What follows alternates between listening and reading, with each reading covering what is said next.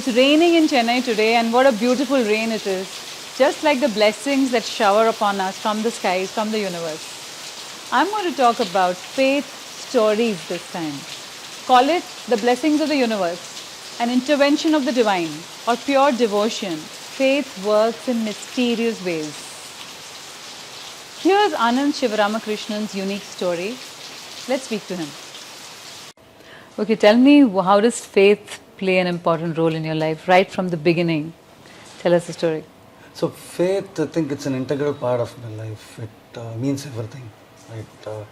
It's a way of life. I wouldn't say anything beyond that, because to me, not just now, but right from the beginning, I think I've had an upbringing where my parents have had, they've been very devout and they believe, and those things have been passed on, and we've been inculcated with thoughts about, being spiritual, religious, and so that way I think faith has always been something that I've lived my entire life with.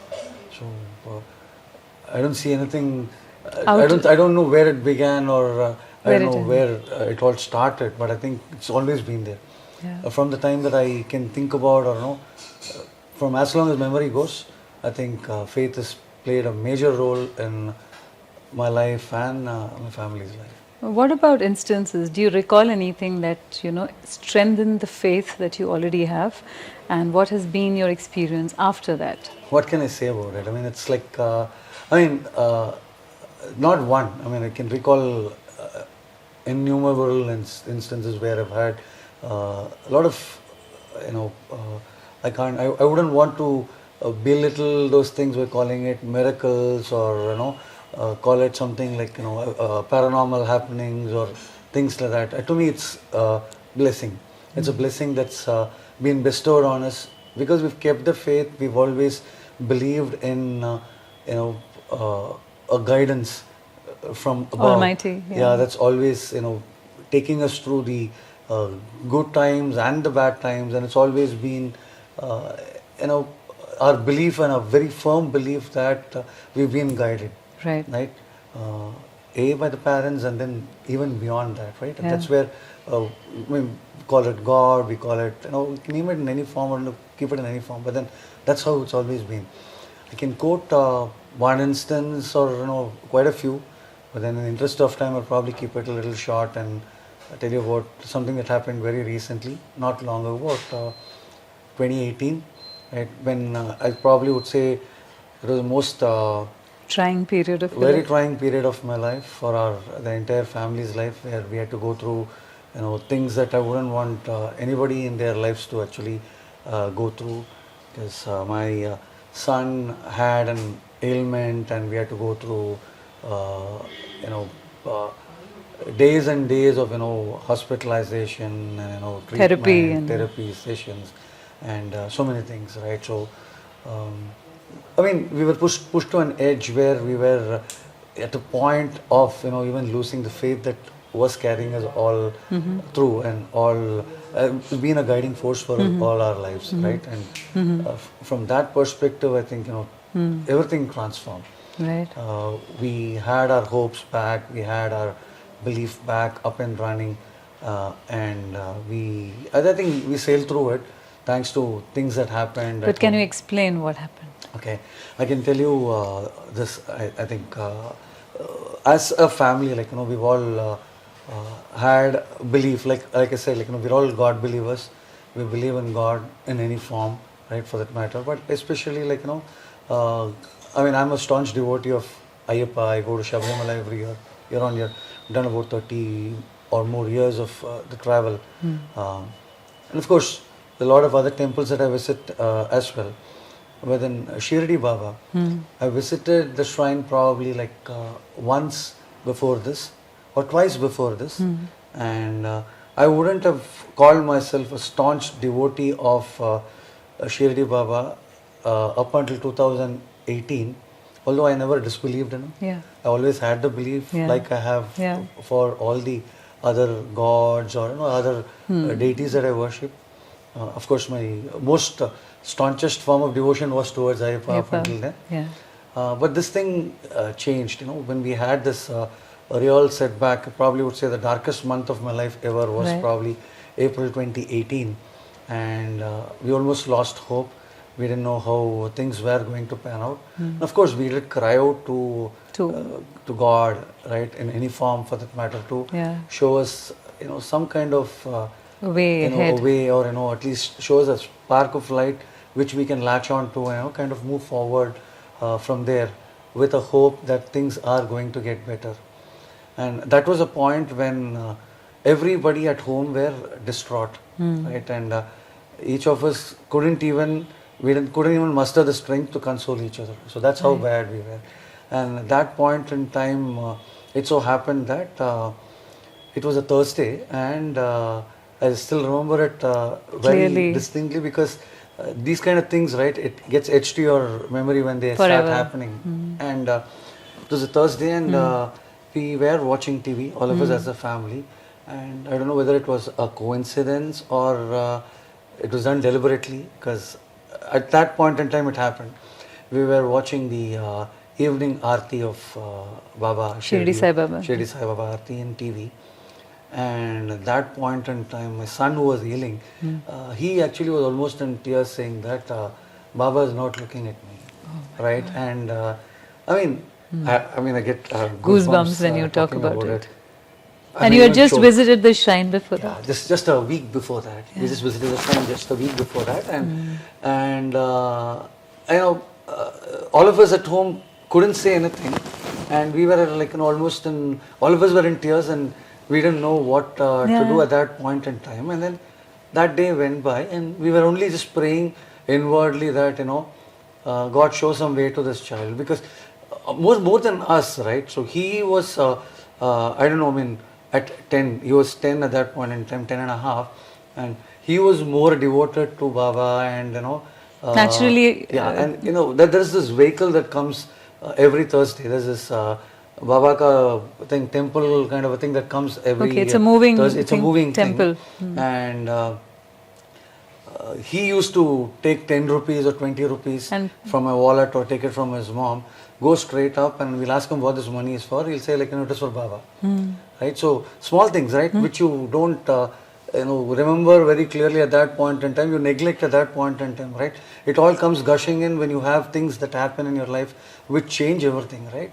And that's when his faith towards God probably would have been about maybe a zillion times more than what we had. God bless And him. child, right? And they always say that child is like more pure of Yeah, of heart heart. than any of us. So he used to do this. So literally, like, you give him 10 rupees, somebody gives him a 10 rupee, he falls at somebody's feet, take a blessing, they give him a 10 or a 20 rupee, he'll say, this is for Baba. Even at that point in time, right? Yeah. He still does it, he continues to do that. But then both my children, like, they for them also the same thing is Continues. it The legacy continues. Yeah, the continues. legacy continues. And this is what he used to do. And then we were inwardly praying after that instance of that Aarti, that He cried out to him. yeah, he literally cried out to him. I think you just said the right word there. I was like, kind of grappling for that. He literally cried out to him, and I think it was heard. A couple of days later, like I said, we were staunch devotees of Ayyappa. We go every year. My son, we had, all of us as a family, we had planned to take him also to go to the shrine. A few days later, we had our tickets booked, but since he was in the middle of a treatment and things like that, I had to cancel my plan along with his, right? And it so happened that my father and my older son, they decided to go ahead because they wanted to go and cry out in the shrine and ask for some kind of redemption from whatever Pain that he was from going pain through. that we were going through at that point in time.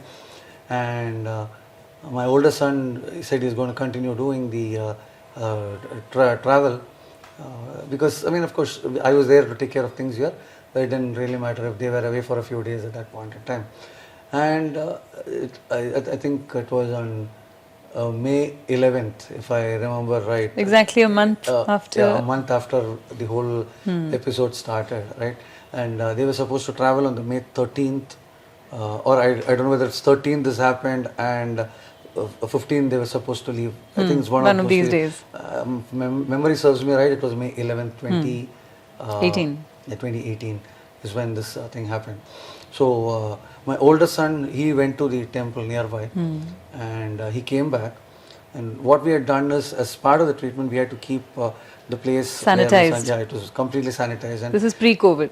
This is pre-COVID, and it was a kind of an out of bounds for everybody at home, including me. Right? It was only the mother and child that were permitted could inside. touch each other. Yeah, but of course, if we had to take anything from there, if there was any of our objects inside which we needed to use, we had to sanitize. We had to sanitize ourselves, go inside, and then do it and come. So, in that instance, my oldest son, he went into because the whole thing was cleaned up. I'm saying this to you because I'm building up something, because you need to know that that place was completely nothing was there. Anything. It was empty, right? It only had medicines. It didn't have. You're talking about his room. I'm talking about the room in which he lived. He lives, right? So it so happens that there's a wardrobe and there is a drawer, right? And my son opened a drawer, and what he saw there was a chocolate box. I mean, not the huge box, it was a small box. I can probably say, if you've known this Cadbury lickable chocolate, right? So it was actually a Cadbury lickable box. And it had some, udi outside. The ash. The sacred ash. The sacred ash outside. So he picked it up and he showed it to his mother and asked him, why is this chocolate box over here? I haven't seen it before. She had no clue about how it was there. How did it reach there? Yeah, how did it reach there? And I wasn't at home. I had stepped out for something, and then they were waiting to come and ask me about it. So I entered home after a while, and they said, we were in the midst of a lot of other things. They forgot about it, and a while later they told me we found this chocolate box in this drawer in this room. So did you happen to keep it there? I said, I have no clue. I haven't seen anything like this ever. So they weren't ready to open it because they thought it was something that I had kept, and they wanted to confirm with me and then open it, fearing that I might get annoyed if something like that happens, right? So they were waiting for me to come in. I opened the box, wanted to see. Of course, curiosity gets the better of us. Right? So we really wanted to know what it was. And then we opened the box, and what we saw was a finger-size idol of Baba. With the saffron clothing that you normally find, right? You find it. Okay, wrapped. There was no clothing in that. It was that saffron color. The idol was saffron color, and it was just my index finger size. That was the size. The small size. That was the size, and it had the ash covered completely. So it was literally bathed in ash, right? It was so full, brimming full with, we call it vibhuti, right? And it was brimming full of it. Open it, it was even falling out. So we were wondering actually as to what it was and how it came there. And you might be really inclined with spiritual practices and things like that, right? But then what really happens is the rationale of things like this, right? You don't believe it, so. Yeah, you don't tend to believe it soon. So for a while, we were thinking that someone else is planted. Not exactly planted. While we were in the hospital or we were shuttling between hospital and home, someone might have given it to us and to keep all the as a blessing. As a blessing, and who might have come from Shirdi or someplace might have given it to us, and in all the the other activities that we were involved in, and the mind was completely elsewhere, right? We wouldn't have paid attention to is what we were thinking.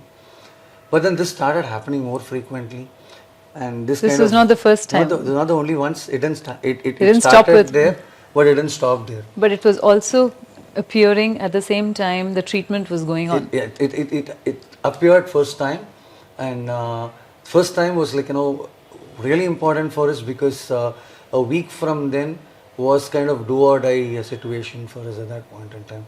The course of treatment that we were taking and what we were planning for him, that we had to be absolutely certain that we were on the right track, and there were tests to be done the following week, and all of us were literally having our hearts in our mouths because we were literally praying that this treatment course had to go in the right direction, and we wanted the reports to come out in the normal, in the right way that we desired for. Anything going southwards would have probably meant shattered. Yeah, shattered all of us. We would have been left devastated. So fortunately for us, this happened and started erasing our hopes. And the hand of God. And the hand of God. We really started, whoever had given it there as a blessing, right? It may not have, we didn't, at that point in time, we never believed that it could have been a manifestation. Right. None of us at home believed that it was a manifestation at that point in time, but nevertheless, we knew that it was a blessing that came our way. So, It we only started- added to your hopes. Yeah, it really added to our hopes. But why I'm now using the word manifestation is because it didn't stop there. Many more has started. I mean, we had more Baba idols appearing out of nowhere, right? In places where you wouldn't even think about going and placing it, right? And for up to about 3 months, all of us at home were kind of pointing fingers at each other, right? So that was the time when others needed a lot of hope, and we all needed, and most of the accusatory fingers were at my elder son. We were actually thinking that he was the guy who Playing was the planting trick, it, and I mean, trying to be keep nothing everyone negative happy. about it. Most of us were thinking that he was the one who was trying to, kind of pep us all up and give us that hope, and he was trying to do it. But then the way it started happening, right? Even he was clueless. Yeah. He was completely clueless about where we had these locked cupboards, right? And another instance, a few weeks after this happened, right? We had a shivling appear right in front of this Baba Moot inside the chocolate box itself. Wow. Right, and that again was covered with all this vibhuti, right? And then this thing, I mean, I can keep narrating about it all day, all week, all year long, right? But then in the interest of time, I'll probably keep it really short.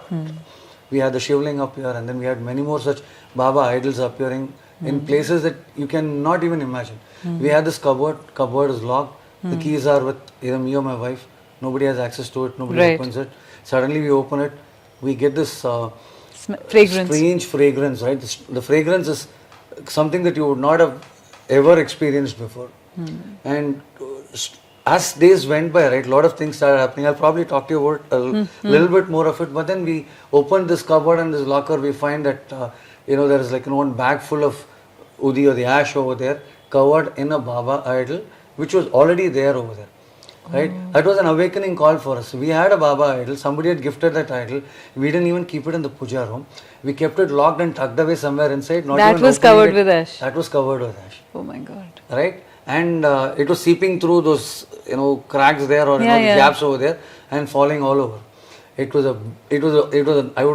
ordeal is a wrong word to use, but then it was extremely difficult to collect the whole. I mean, it was almost coming in quantities of half a kilo or 1 kg, although we didn't measure it, you could feel it by the weight of what we were getting, and the quantity was so huge, so much, right? And started appearing in almost all the places, all across the house. And this was only going on between 2018 to 2020, I would probably say 2019. Started in 18 and the last time we saw something was in 2020, if I'm right, early 2020 was when it appeared, and that was the course of the treatment, right? What we started believing was, or rather what I still believe and what I continue to believe was, two things happened out of it. One, everybody at home, we became very staunch devotees of Baba, and even to this date, anything that we intake or eat or anything of sort, we don't do it without thinking about him, right? And all of us are completely inclined and devoted to him. Apart from, I mean, of course, that doesn't mean our faith in all the other gods or I think this. Even now, as we talk, I'm actually fasting for my annual Shabarimala trip that I undertake, right? But the devotion to Baba, it actually has increased, or it's gone manifold. I mean, I take a lot of pride in saying that, and I feel so good that we're doing it, because what it's also done is, it's right, it prompted us in reading the Satcharita many a time and absorb a lot of what's written there and understand its true meaning and things like that, right? So from that perspective, I think if you're talking about faith as a word, right? Faith is too small a word to even cover for what actually happens, but it's a really great word in English to describe what we actually go on. What we experience, in fact.